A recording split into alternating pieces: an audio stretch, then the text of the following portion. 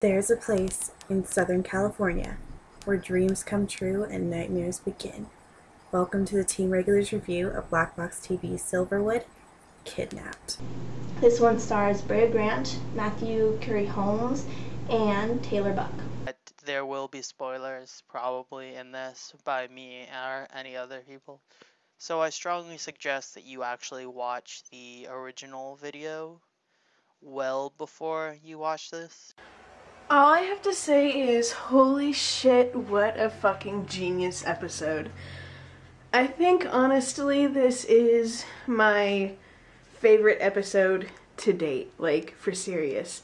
You know, acting-wise, editing, everything, I loved this one very much. I really enjoyed the subtle details that they used, like the guy, every so often he started sniffing and rubbing his nose, and then you see him doing coke later in the episode, and I thought that was really cool to add that throughout instead of just reveal it halfway. They had it, if you watch it a second time, you realize that they had it throughout the whole episode, and I thought the continuity was really good. Some of the things of note happen to be the tight shots and angles. I especially love the very first opening shots when the car runs past the camera and the camera does that little somersault and instantly you're transported into the episode. I thought that was very nice and tight and neatly done and perfect to kind of get you in the mood for the episode. I actually did not expect this kind of episode. It's got the twisted, demented feel. Like you root for the bad guys because you're like, you don't want them to die, but you also root for the evil little girl because it's like, how can you not root for her? She's like awesome. So it starts off with you knowing that this couple driving this car has just kidnapped a child that belongs to someone very wealthy.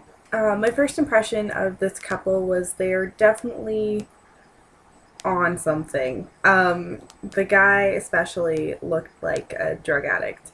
I loved how the guy in kidnap situations seemed to be, you know, the ones, if they're partnered with a woman, they always seem to be the ones that, you know, never do anything right or are the nice ones, whereas the women are the meaner ones.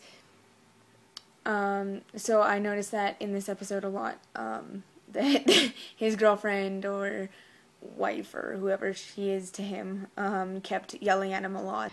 And then when the guy opened up the trunk, my first thought was, okay, she's being a little too calm.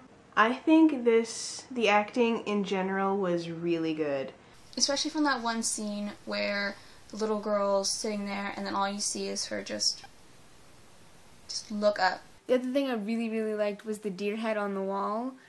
How it blinked when he went to go put his jacket over it to cover it because it was scaring her. When the deer blinked, oh my god, that was so crazy.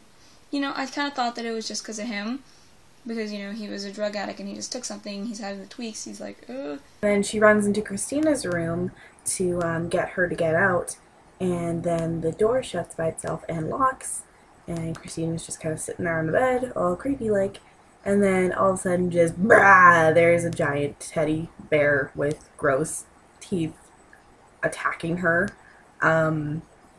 And Christina's doing all the movements and it's like, look what I can do, and it's, I love that bear.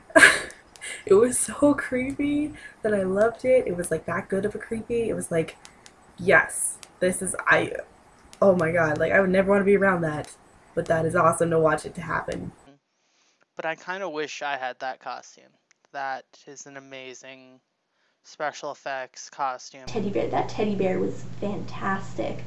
The prosthetic, it wasn't a prosthetic, costume that they used, and just even the fabric, all the way down to the fabric, and the teeth, the rows and rows of disgusting molars, it was gross and perfect.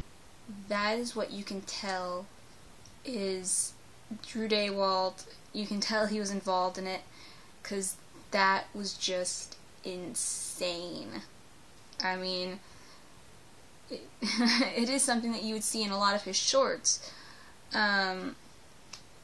just wow. It definitely scared me. But when we get to that bear scene, I wanted it to be a little bit more impactful. I wanted it to have a little bit more pow and oh no. And while it was still suspenseful, it would have had a greater impact had we had less suspicion of the girl from the beginning. The famous lines that will probably now forever be affiliated with Black Box TV. Trippin' balls! Oh my gosh. That was the perfect comic relief. I loved it. Because, you know, throughout the story, it's kind of getting creepier and creepier and creepier, and then bam, you have that line, which automatically gets people to start laughing. My favorite line in the whole episode is, "I'm trippin' balls." That was the best line in the whole episode. I could not help but bust out laughing out loud. This episode was fantastic, and I just can't wait to see what else happens in Silverwood. It's gonna be amazing. I hope you enjoyed this review as well as this episode itself. Be sure to check us out not this week but next week for another review. Don't forget to subscribe if you liked it, and thanks for watching.